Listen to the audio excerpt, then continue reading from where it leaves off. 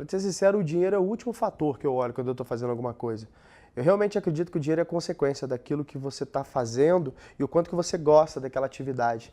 Porque se você quiser ser bem-sucedido em alguma coisa na sua vida, você vai ter que trabalhar 70, 100 horas por semana.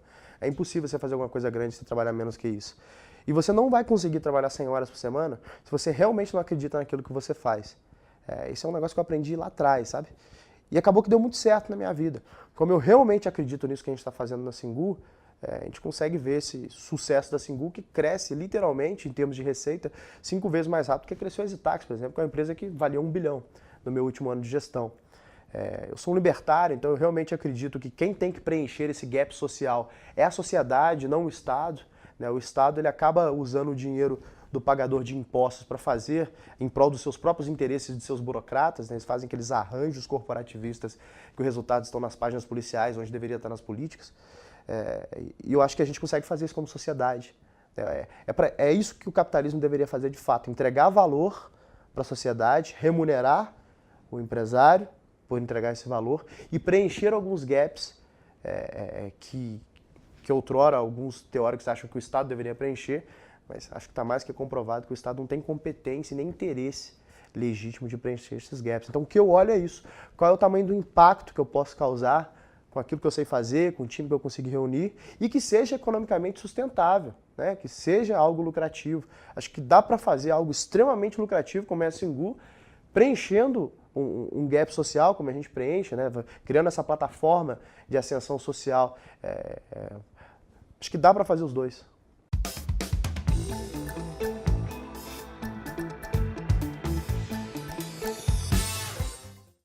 É um dos ambientes mais hostis do mundo, sem a menor sombra de dúvida. Eu já tive a oportunidade de ter empresas em 35 países, ter gerenciado 34 culturas diferentes da nossa, e sem a menor sombra de dúvida, o Brasil está para trás de países que até 10 anos atrás estavam em guerra civil, por exemplo, na África. É muito difícil se implantar alguma coisa aqui no Brasil, porque existe uma camada social muito protegida, e eu faço até meia culpa em falando isso. O empresariado brasileiro, aquele que está próximo dos burocratas, eles fazem parte de uma casta superior, eles estão extremamente protegidos pelo Estado e protegidos com o dinheiro do pagador de impostos, Então o BNDES que deveria investir no Seu João, que está querendo abrir uma padaria, na Dona Maria, que quer abrir uma lavanderia, ele está emprestando dinheiro para grandes empresários e comprar outras empresas líderes do seu segmento nos Estados Unidos, para outros empresários especularem na bolsa com dinheiro que em tese era para ser feito investimento direto em infraestrutura do país. Ou seja, a gente está financiando bandidos com dinheiro de pagador de impostos e protegendo uma casta que posta de empresários, mas que são nada mais que bandidos. Isso faz com que o ambiente de negócio no Brasil fique extremamente ruim para o empreendedor, para quem quer de fato criar valor. Acho que a prova disso é quando a gente olha para a nossa taxa básica de juros. O Brasil teve no ano passado double digits de taxa básica de juros, e você ter um país que tem double digits de taxa básica de juros, basicamente significa que, para quem é rico, é fácil ganhar dinheiro no Brasil. Cria-se a figura do rentista. Para que o investidor vai tomar risco em investir em venture capital, em financiar a inovação nesse país, se ele pode simplesmente investir em alguns produtos estruturados ali e ter uma remuneração que dificilmente ele conseguiria em algum lugar no mundo? Acho que uma prova disso é que quando a gente olha para os Estados Unidos, que é um país que tem mais ou menos 1% de taxa básica de juros ao ano, ou o investidor investe em mercado de capitais, investe em VC, ou ele não vai valorizar seu capital. Ou seja, a gente precisa de um país com um ambiente de negócio mais transparente para que o mercado confie na gente, principalmente o mercado internacional, para que a gente não tenha essa fuga de capital que a gente tem e tenha que elevar os juros para poder atrair capital novamente. Acho que o Brasil vem sofrendo um avanço grande, Hoje a gente está com 6,25, o BC sinalizando na próxima reunião que baixa para 6, essa taxa básica de juros, o que faz com que aqueles investimentos dados como certos de você ter um bom retorno comecem a remunerar bem menos o investidor, fazendo com que ele pense em alternativas um pouco mais arriscadas de investimento que, consequentemente, entrega um pouco mais de dinheiro na mão do inventor, na mão do empreendedor. Eu humildemente desconfio que a gente não tem como mais levar o Brasil para a Série A desse jogo através de indústrias tradicionais. a gente perde muito em produtividade. O Brasil é uma das piores produtividades do mundo. A gente não tem como competir com os grandes campos fabris do mundo. Então não vai ser através de indústrias tradicionais que a gente vai elevar esse país. É através da inovação disruptiva. E o Brasil tem sim potencial de fazer grandes empresas de inovação disruptiva. A gente tem alguns cases grandes de tecnologia, cases esses que estão começando a fazer seus IPOs, indo para a Nasdaq. A gente está só no início. A gente é como se fosse o Vale do Silício ali na década de 80. A gente precisa de um ambiente mais favorável para criar esse ecossistema que é os investidores tradicionais que outrora estavam só em real estate, em produtos mais estruturados, começarem a aportar capital nos empreendedores, e esses empreendedores criarem negócios que entregam valor para a sociedade, terem suas saídas estratégicas, fazer seu IPO, para depois essa geração de empreendedor virar os mecenas daquele ecossistema e começar a reinvestir dinheiro naquele ecossistema. É isso que forma um ecossistema. E nesse momento ele investe não só dinheiro, mas conhecimento também de ter criado uma empresa de tecnologia, inovação disruptiva, e aí forma uma outra geração de empreendedores ainda mais forte, né? Vis-a-vis o que aconteceu nos Estados Unidos com a PayPal Mafia. Então, eu acho que o ambiente é muito ruim, e esse cenário que a gente traçou aqui, eu acho que ainda está muito longe de acontecer.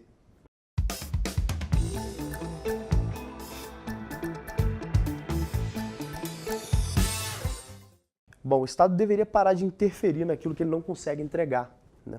O Milton Friedman tem algumas regras ali quando ele fala daquelas regras básicas de gastar dinheiro, né? Acho que a que descreve melhor o Estado é como ele fala, olha, os burocratas basicamente gastam dinheiro dos outros com os outros. E quando você gasta o dinheiro dos outros com os outros, você não está vendo nem custo-benefício e muito menos você tem interesse em saber se aquele dinheiro foi bem gasto. É que é exatamente o descaso com a máquina pública, né? Jantares de 5 dígitos que a gente vê durante a semana, que é essa farra que a gente vê com dinheiro público, né? Cabides de emprego, né? Uma das máquinas mais onerosas do mundo é a máquina pública brasileira, né? Esse é o descaso com o dinheiro do pagador de impostos. A gente não pode deixar um cheque em branco na mão de burocrata. A gente já está provado que isso não funciona. Então, eu acho que o que o Estado tem que fazer é parar de interferir naquilo que ele não consegue entregar. Para que a gente tem que ter uma empresa estatal que não tem um dono, alguém interessado diretamente em fazer com que esse negócio seja viável economicamente? Não faz sentido. Todas as desculpas que dão, porque o petróleo é nosso, temos que proteger o petróleo. O Brasil tem uma das gasolinas mais caras do mundo. O que adiantou até a Petrobras? A Petrobras só serviu de plataforma para um dos maiores esquemas de corrupção do mundo. De resto, o pagador de impostos, coitado, paga uma gasolina quase 2 vezes mais cara do que você pagaria nos Estados Unidos. Às vezes, em alguns casos, 3 vezes mais caro. Né? E cadê a grande estatal americana de petróleo? Não há. Então, o que o Estado tem que fazer é se ater naquilo que ele deveria, de fato, garantir. Né? Garantir suas instituições fortes, né? Garantir a segurança da população e garantir que as leis serão cumpridas. O resto, o que a gente vê, olhando historicamente, é que a sociedade se organizando, ela consegue fazer de maneira muito mais eficiente e consequentemente, diminuir esse gap social. Né? Porque você não cria uma casta superior, onde quem está mais próximo dos burocratas, quem está mais próximo do Estado, tem direito a comer primeiro. Né? E quem vai comer frio é quem está bancando essa farra toda, que é o pagador de impostos.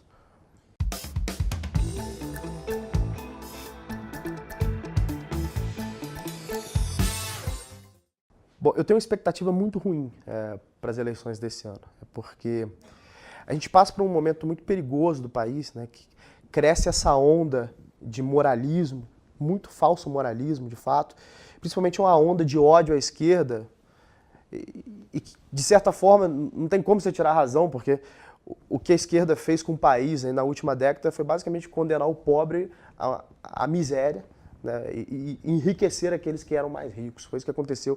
Então você tem as pessoas que em tese eram protegidas pela esquerda que estão odiando a esquerda hoje em dia porque eles viram sua vida piorar e muito por causa das medidas que foram tomadas ao longo dessa década. Então a gente traz um cenário de dualidade política no Brasil, onde existe uma extrema direita e uma extrema esquerda brigando, e as pessoas que estão no meio desse caminho não têm representatividade alguma. Né? Historicamente, quando você tem um cenário parecido com esse e você tem uma economia devastada por economias mais de esquerda, tende-se a migrar para a extrema-direita. E a figura do Bolsonaro é quem representa a extrema-direita hoje.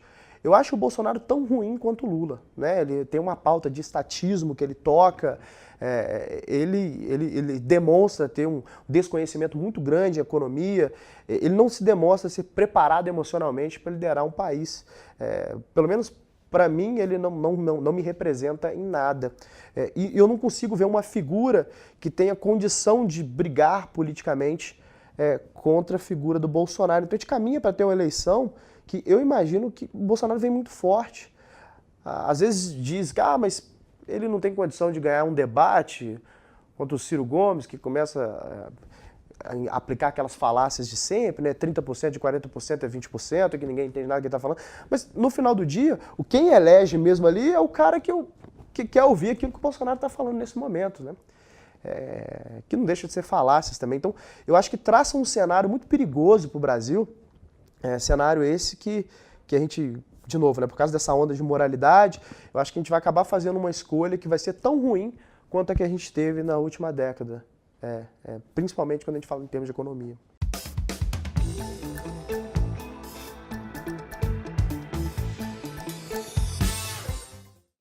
Bom, o Brasil é um país muito particular, então a gente não pode simplesmente achar que a gente vai viver num mundo maravilhoso da Escola Austríaca de Economia e do dia para a noite implantar um país liberal, libertário, que a gente vai acabar com todas as instituições, com todas as estatais. Não é assim que funciona. É um processo que vai levar décadas de construção. Mas deveria ser um homem que, no mínimo, tem condição de gerenciar um grande negócio, porque um país é um grande negócio. Óbvio que tem suas características sociais que devem ser levadas em conta, mas um exemplo muito claro aqui, por exemplo, deveria haver escolas públicas? Na minha opinião, não. Historicamente, mostra que não. Agora, existe um sistema de voucherização, por exemplo, proposto pela Escola de Boston, por Milton Friedman, que funcionou muito bem. Né? Que eu não tenho escolas públicas, eu tenho escolas particulares, com donos, com acionistas, tentando ser melhor, competindo naquele mercado, mas eu tenho um sistema de voucher, que é a mesma coisa do Bolsa Família, valendo para a educação. Então eu vou voucherizar aquelas famílias que não têm condição de educar seus filhos, e vou dar o direito dessas famílias de escolher como que elas vão gastar aquele dinheiro que, by the way, é delas, né? Dinheiro do pagador de imposto ali. E elas vão entregar esse voucher para a escola. Dessa forma, não tem como ter um mecanismo de corrupção. Eu não tenho uma rede de escolas que é maior que a rede de McDonald's. É impossível de gerenciar, né? Talvez nem o melhor CEO do mundo conseguiria gerenciar uma rede de escolas tão grande quanto a gente tem no Brasil. Não tem como ter qualidade. Mas se eu tiver redes privadas brigando para ter seu lucro, para fazer um negócio que seja economicamente viável, fazer um negócio de qualidade e ter as famílias com o voucher na mão, podendo escolher quais escolas elas querem colocar seus filhos, eu acho que essa figura muda. Né? Acho que a gente precisa de um presidente que entenda, acho que é tão básico isso, né? Que entenda o valor da competitividade, né? Para poder tirar o Brasil das mãos dessa raça, desses burocratas que basicamente criaram um curral ali ao redor da máquina política e que controlam todas as grandes decisões do país. Assim, não dá para ser assim. Agora, ao bem da verdade, não adianta a gente se enganar e achar que vai ter um super-herói, um presidente que consegue resolver tudo. O nosso modelo de presidencialismo, o presidente, na verdade, não aponta muita coisa, né? É o Congresso. Então a gente tem que passar agora pela mudança do Congresso. É óbvio que se você não tem um presidente que tenha pautas a propor, né, nesse sentido, e que não tenha apoio do Congresso, nada anda, o que é mais perigoso ainda, né? Mas eu estou muito empolgado com alguns dos movimentos, como o Renova, que visam renovar o Congresso, pegar gente capacitada, né? O Renova, inclusive, tem um programa de capacitação em cima dessas pessoas, apartidário, tem gente de esquerda, tem gente de direita, tem gente de centro, o que eu acho que é importante, essa pluralidade de opiniões políticas, é extremamente importante, mas pessoas preparadas, que por mais que tenham visões mais keynesianas da economia, são preparadas, né? Sabem aquilo que estão fazendo, não estão ali em prol de pautas daqueles que bancaram suas campanhas e criar esses currais, que é como aconteceu. Então eu espero um homem razoável para poder tocar esse negócio e que tenha condição de tocar uma grande máquina, né? Porque não dá pra gente ter mais uma pessoa saudando mandioca assim na frente das câmeras, não vai acontecer.